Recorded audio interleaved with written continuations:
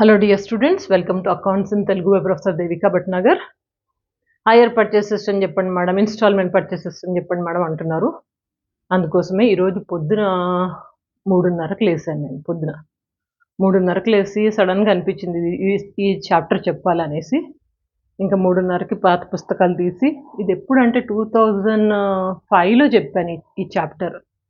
ప్రగతి Mahavidyalaya degree college కోటిలో ఉంది కదా, అక్కడ 2005లో చెప్పాను. తర్వాత మళ్ళీ ఇప్పుడు ముట్టుకుంటున్నాను. అంటే ఆల్మోస్ట్ 20 ఇయర్స్ అయింది. 20 ఇయర్స్ తర్వాత ఈ చాప్టర్ తీసి పొద్దున్నే కొంచెము 3:30 నుంచి 5 గంటల వరకు 1 గంటన్నర చదివాను. మొత్తం మళ్ళీ రికలెక్ట్ చేసుకుని మీకోసం ఈ చాప్టర్ తీసుకొని వచ్చాను.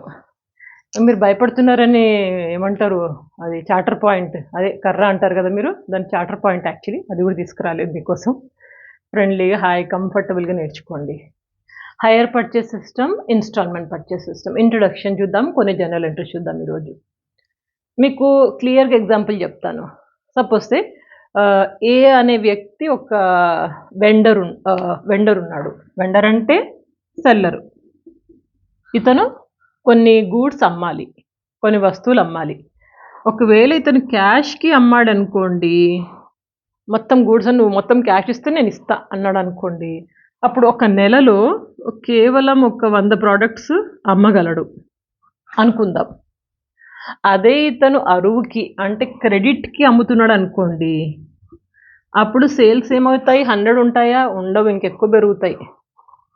మేబీ ఒక 10,000 ప్రోడక్ట్స్లో మరి ఎక్కువ అయిపోయిందేమో, 1000 చేద్దామా? ఒక 1000 ప్రోడక్ట్స్ని అమ్ముతాడేమో ఇతను. 100 ఎక్కడ, 1000 ఎక్కడ? అంటే అతని సేల్స్ విపరీతంగా పెరిగిపోతాయి ఎప్పుడు అతను క్రెడిట్కి అమ్మితే కనుక. క్రెడిట్కి అమ్మినప్పుడు ఏమవుతుంది?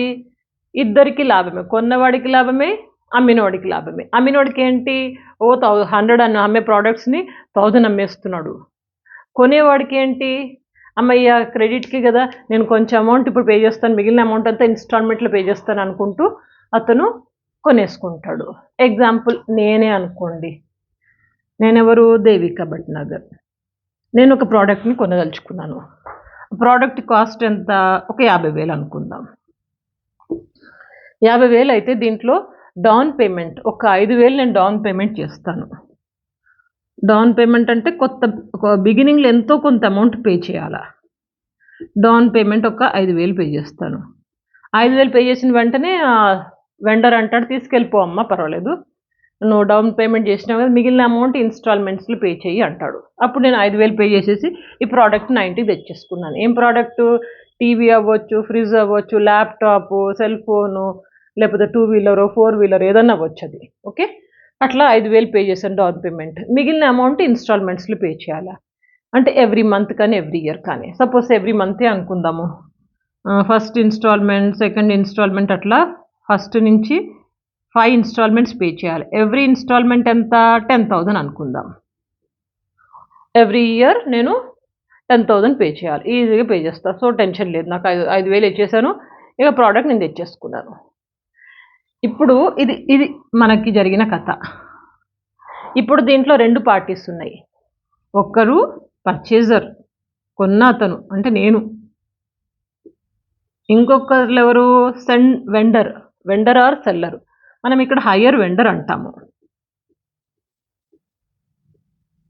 ఈ 2 పార్టీస్ ఉన్నాయి ఇక్కడ. ఇద్దరికి ప్రాఫిటే కదా. ఈ పర్చేసర్ అంటే నాకేంటి, నేను 5,000 ఇస్తే నాకు వచ్చేసింది ప్రోడక్ట్, మళ్ళీ ఎవ్రీ ఇయర్ ఇన్స్టాల్మెంట్లు మెల్లమెల్ల కట్టుకుంటే అయిపోయాయి కాబట్టి నాకు ప్రాబ్లం లేదు. ఇక్కడ వెండర్కి ఏంటి, అయ్యో చాలామంది వచ్చేస్తారా, ఇంతనే కదా పే చేసేస్తాను తీసుకెళ్ళిపోతానంటే చాలామంది వచ్చేస్తారు. అట్లా ఇద్దరికి ప్రాఫిట్. ఇంకొక ఇంపార్టెంట్ పాయింట్ ఏంటంటే, యాక్చువల్లీ కాస్ట్ ఎంత? 50,000 కదా. 50,000కి నేను ఎంత పే చేస్తున్నాను? ఒకటేమో ఇన్స్టాల్మెంట్ డౌన్ పేమెంట్ ఏమో 5,000. ఇన్స్టాల్మెంట్స్ ఎంత? ఇన్స్టాల్మెంట్స్ 10,000 చొప్పున ఎవ్రీ ఇయర్ కదా. ఎన్ని ఇయర్స్? 5 ఇయర్స్. 5 ఇన్స్టాల్మెంట్స్ అంటే ఎంత అయింది? 50,000 అయింది. అంటే నేను చేసిన మొత్తం పేమెంట్ ఎంత? 55,000. యాక్చువల్ కాస్ట్ ఎంత? 50,000.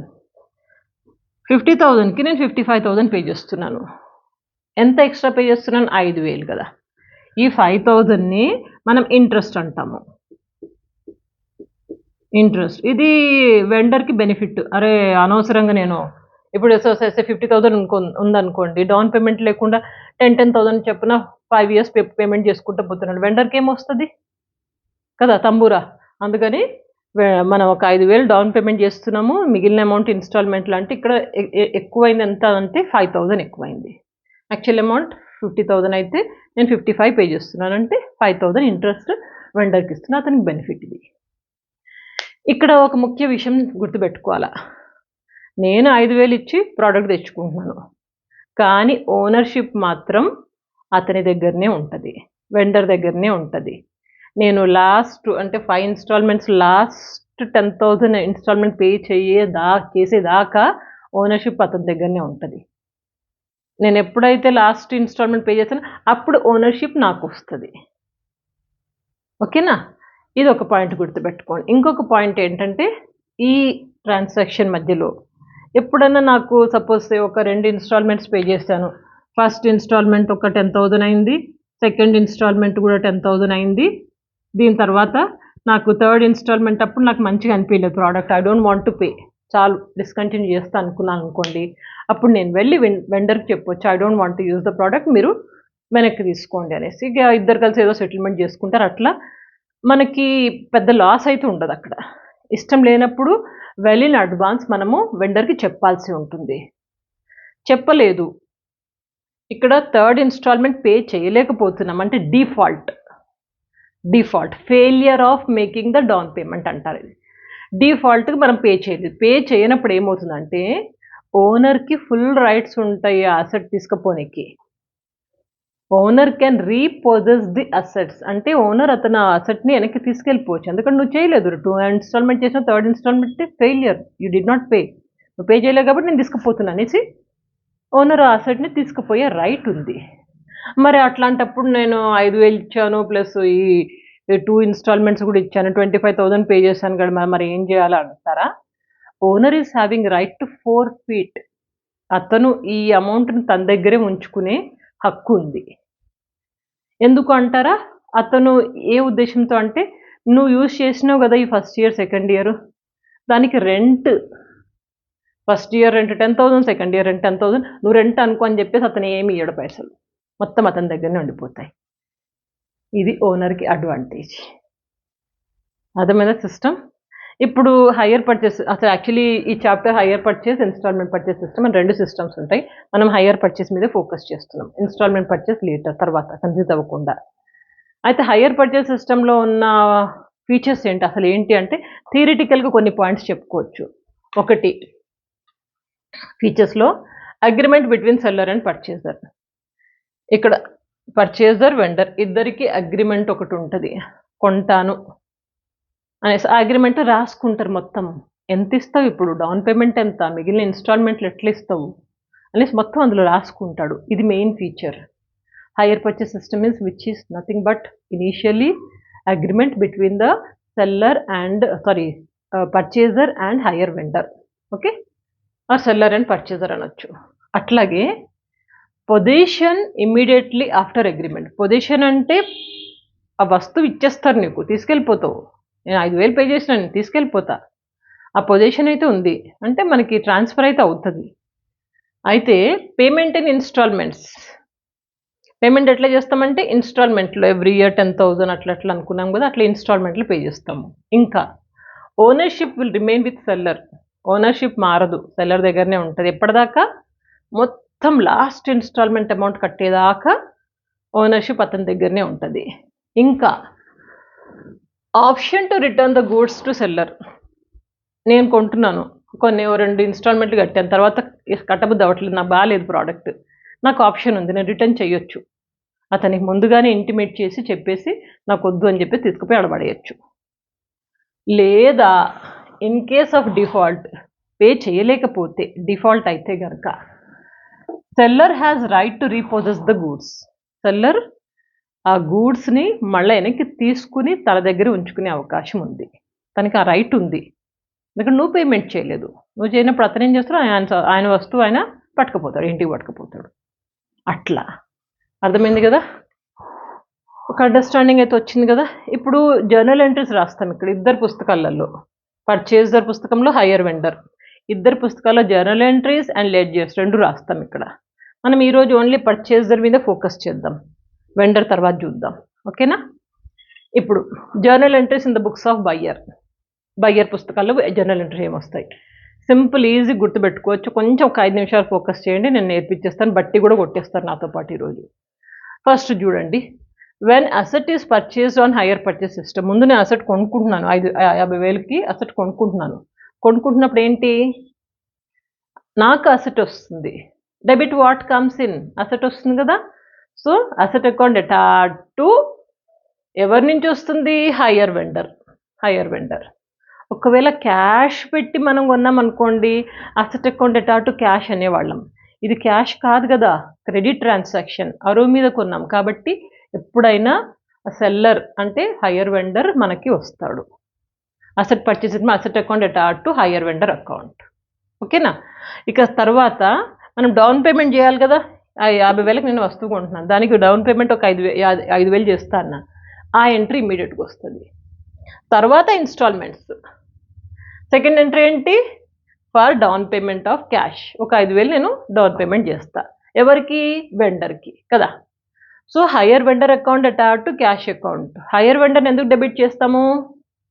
డెబిట్ ద రిసీవర్, ఇతను కదా తీసుకునేది డబ్బులు, కాబట్టి అతన్ని డెబిట్ చేస్తాము. To cash, credit what goes out. Cash అన్న బ్యాంక్ అని అనొచ్చు, బ్యాంకే అనండి మనకి ఈజీగా ఉంటుంది. Hire vendors account attached to bank account.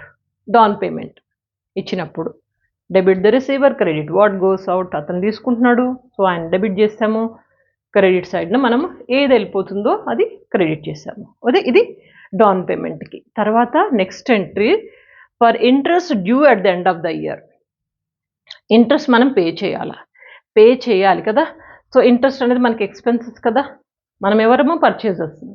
So debit the expenses, interest account attached to hire vendor. Pay చేయబోతున్నాం, డ్యూ అమౌంట్ కదా. Interest account attached to hire vendors account. గుర్తుంటుందా? ఇంట్రెస్ట్ ఎంట్రీ అంటే interest account attached to hire vendor account. తర్వాత first installment pay చేయాలా. First installment same entry, అందుకని నేను ఇక్కడ నుంచి ఇట్లా రాశాను. సేమ్ ఎంట్రీ, ఈ ఎంట్రీ అని ఒకటి.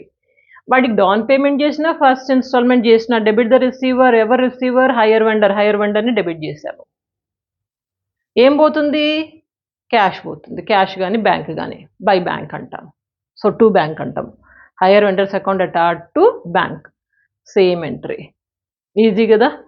ఇప్పటి వరకు 4 ఒకసారి గుర్తు చేసుకోండి. ఫస్ట్ది ఏంటి? Purchasing the asset account attached to hire vendor account. Second ఏంటి? Down payment, hire vendor account attached to bank account. Third ఏంటి? Interest account attached to hire vendor account. నాలుగోది ఏంటి? First instalment, hire vendor account attached to bank account. 4 అయినాయా? ఇక 5వది డెప్రిజియేషన్. For డెప్రిజియేషన్, ఇక్కడ మనం asset కొన్నప్పుడు దానికి డెప్రిజియేషన్ కూడా ఉంటుంది. ఆ డెప్రిజియేషన్ కోసం ఒక ఎంట్రీ. మీకు గుర్తుందా, మనము బ్యాలెన్స్ షీట్ మనము ఇక్కడ డెప్రిజియేషన్ చాప్టర్లో అసెట్ అకౌంట్ చేసేవాళ్ళం కదా. అసెట్ అకౌంట్ చేసినప్పుడు డెప్రిజియేషన్ ఎక్కడ రాసేవాళ్ళం గుర్తుందా? ఇక్కడ రాసేవాళ్ళం కదా, బై డెప్రిజియేషన్ అని. అదే ఎంట్రీ ఇప్పుడు మనం రాస్తున్నాము. అసెట్ అకౌంట్లో ఎక్కడుంది? డెప్రిజియేషన్ క్రెడిట్ సైడ్లో ఉంది. సో ఇప్పుడు ఎంట్రీ ఎట్లా రాస్తాము? Depreciation account attached to asset account for providing the depreciation account attached to asset account.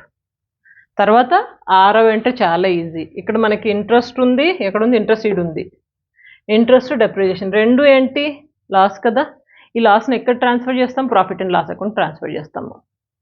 దానికోసం entry for transfer of interest and depreciation to profit and loss account transfer చేస్తాం. Profit and loss అకౌంట్లో ఎక్కడ ఉంటాయి? రెండు expenses కదా, losses debit సైడ్లో ఉంటాయి. కాబట్టి profit and loss account attached to interest account to depreciation account. గుర్తు చేసుకోండి, ఏం లేదు, చాలా ఈజీ గుర్తుపెట్టుకోవడం. మనం ప్రాఫిట్ అండ్ లాస్ అకౌంట్ చేస్తున్నాము, చేసినప్పుడు టు డెప్రిజియేషన్ అంటాము, టు ఇంట్రెస్ట్ అంటాము, ఇవన్నీ పేమెంట్స్ కదా.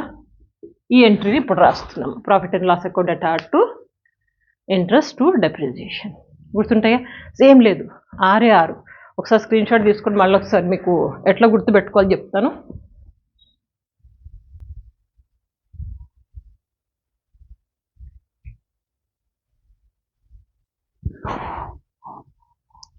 ఫస్ట్ హైయర్ పర్చేస్ సిస్టమ్ అంటే ఏంటి, ఇట్లా కొంచెం అర్థం చేసుకోండి.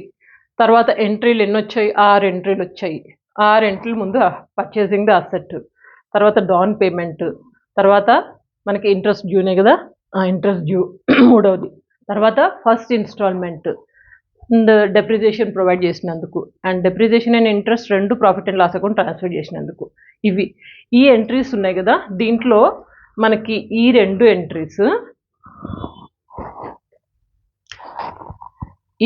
ఎంట్రీస్ ఒకటేసారి వస్తాయి, ఓన్లీ ఫస్ట్ టైం ఒకటేసారి పేమెంట్ చేస్తాం కదా ఏదన్నా. ఇక ఇన్స్టాల్మెంట్, ఇంట్రెస్ట్ ఇవన్నీ మనకి ఎవ్రీ ఇయర్ రిపీట్ అవుతూ ఉంటాయి. సెకండ్ ఇయర్ కూడా ఇదే ఇంట్రెస్ట్ పే చేయాలా, అండ్ ఇన్స్టాల్మెంట్ పేమెంట్ చేయాలా, మళ్ళీ ట్రాన్స్ఫర్ చేయాలా, డెప్రిసియేషన్ ప్రొవైడ్ చేయాలా, మళ్ళీ థర్డ్ ఇయర్ కూడా. కాబట్టి ఇవి రిపీట్ అవుతాయి 3, 4, 5, 6 ఎవ్రీ ఇయర్, అంటే 5 ఇయర్స్ రిపీట్ అవుతాయి. ఇది మాత్రం ఓన్లీ ఫస్ట్ ఇయర్ మాత్రమే వస్తుంది, ఒకటేసారి కదా, ఒకటేసారి కొంటా ఒకటేసారి డౌన్ పేమెంట్ చేస్తాం. కాబట్టి ఈ రెండు ఒకటేసారి వస్తాయి. ఇక ఎవ్రీ ఇయర్ ఇవి రిపీట్ అవుతూ ఉంటాయి. క్లియరే కదా, ఏం లేదు, చాలా ఈజీ. నెక్స్ట్ క్లాస్లో మనము ఒక ప్రాబ్లం వర్కౌట్ చేద్దాం. రాసుకోండి నీట్గా నోట్స్, అండ్ బట్టి కొట్టండి, కొంచెం గుర్తుపెట్టుకోండి జనరల్ ఎంట్రీస్. నెక్స్ట్ క్లాస్లో ప్రాబ్లంకి వెళ్ళిపోదాం. ఒకసారి ప్లేలిస్ట్ చెక్ చేసుకోండి. ఈ channel and దేవికాస్ commerce and management academy ఏది అవసరమో అది వాడుకోండి. తప్పకుండా 10 మందికి షేర్ చేసుకోండి. Good luck.